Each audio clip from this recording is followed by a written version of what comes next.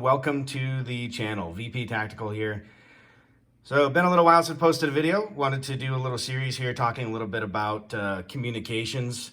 Greatly appreciate those who've subscribed, coming back, being part of the VP Tactical squad, aka the squad. So thank you for that.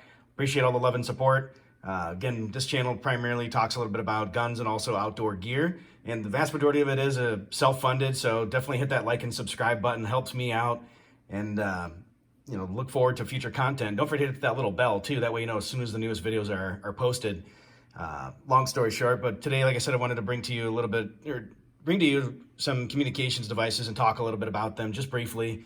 And so you'll see we've got a set of different radios. And so communications, which are great. Why would you want it? Well, it could be used for a myriad of different things. It could be used as part of your bug out kit, emergency situations. It could be used for hunting, hiking, backpacking, camping, keeping tabs on, your young ones, keeping tabs on your friends, making sure you don't run into or happen to, potentially cross paths of fire if you're out hunting. There's a lot of different reasons why you might want to use a set of radios, but it's important to kind of declassify some of the myths around them and a little bit about, the operations of them. So here we actually have a couple different types of radios. We actually have some from Midland, a unit from Baofeng, and then also a Cobra. So probably some more recognizable names. You may or may not have seen the Baofeng. I believe this is a Chinese manufacturer. Some interesting things about these are they all can work in unison, essentially, and that when you're talking on them, you can actually hear across the various channels depending on what you are, but there may or may not be certain licenses and things that you need. And so the basic, which is probably these little guys right here, you can probably pick up, at least I did, a 3-pack, I think for around 25 bucks when they were on sale, local sporting goods store. And so Cobra, these are what we would call FRS, which stands for Family Radio Service. Correct me if I'm wrong. And feel free to correct me if I'm wrong, by the way.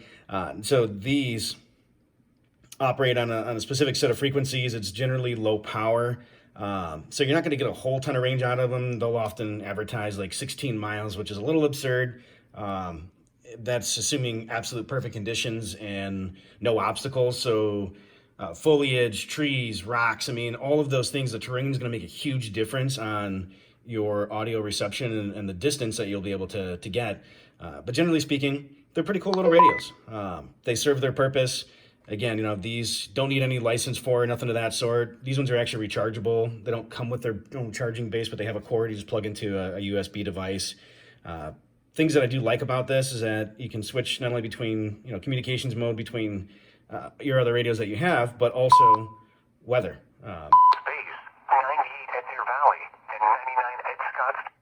Which is kind of cool. Call signals on here, the ability to adjust the volume up and down. Pretty basic. Nothing too fancy. Looks like you can plug in a headset to this. Pretty standard. Again, FRS channels, family radio station, or family radio service. I can't remember the name of it. Jesus. So forgive me, but I'll put the correct breakdown of the acronyms below in the description section. So this is one of them, FRS. Now we kind of step up to the next level, which would get into what they call GMRS. So it looks just like a regular, what people call walkie-talkie, but these specifically do actually, in fact, require a license. So GMRS, I believe it's General Mobile Radio Service or General Mobile Radio Station. And with this, these do require a specific license. You don't actually have to pass a test or anything like some of the other frequency spectrums out there, but you do have to pay for the licensure, which recently has been doubled to 10 years. So when you pay the license fee, I believe it's 70 bucks to the FCC and you register it, they'll actually issue you a call sign, and that is good for you and your immediate family. So spouse, kids, etc. If you're out hunting, camping, etc., and you would generally use the call sign, whatever that might be, and it's usually a string of numbers or letters that's, again, been assigned to you after a long transmission or maybe after a transmission, if you will, and that helps to identify who the actual user is. So pretty interesting.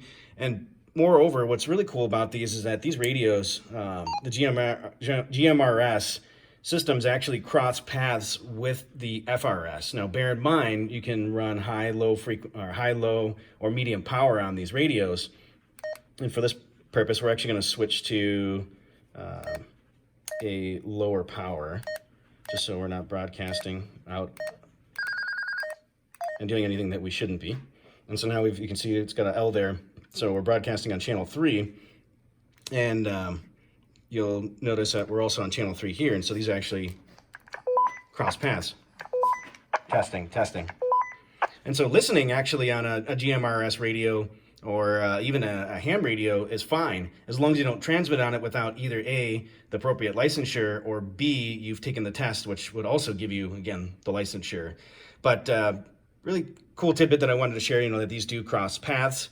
And that's pretty much the basics of GMRS. GMRS, why would you want this over FRS? GMRS, actually, you can run up to a much higher wattage. And a higher wattage, generally speaking, is going to give you much better signal clarity plus better range.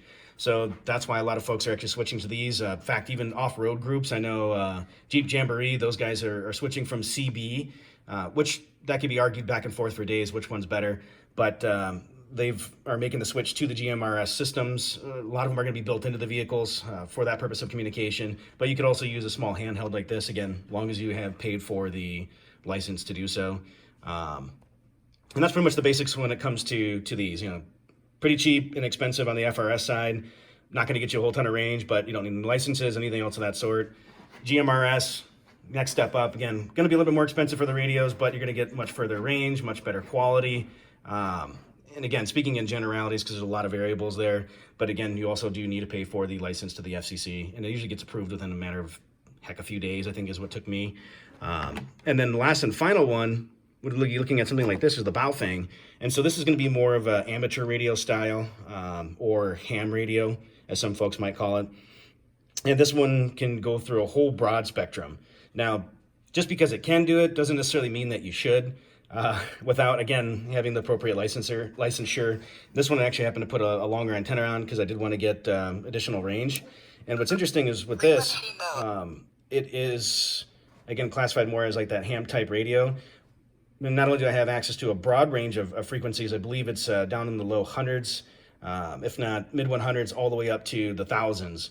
And so with that, you can cross over a whole slew of different paths, which would include the FRS systems, GMRS, and then also into the ham. But that requires a test, and then it's a little bit more involved, long story short.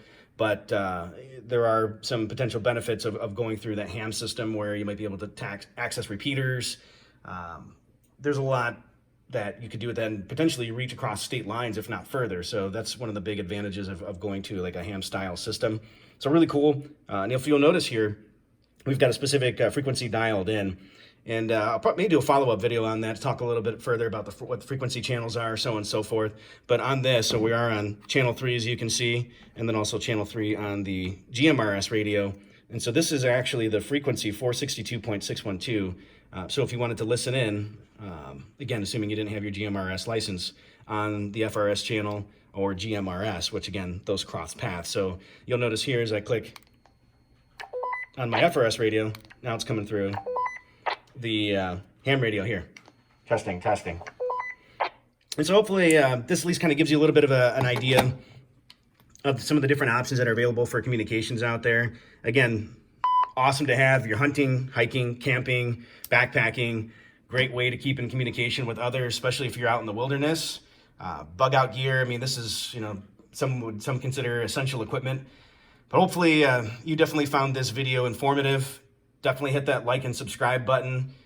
Also that little bell, again, notifications. So as soon as the newest content comes out, you're aware of it and you'll be the first to see it. I also do Instagram as well, at VP Tactical. And outside of that, just wanted to say thank you for stopping by. Appreciate all the love and support again. And just wanted to say be safe and stay vigilant. Take care.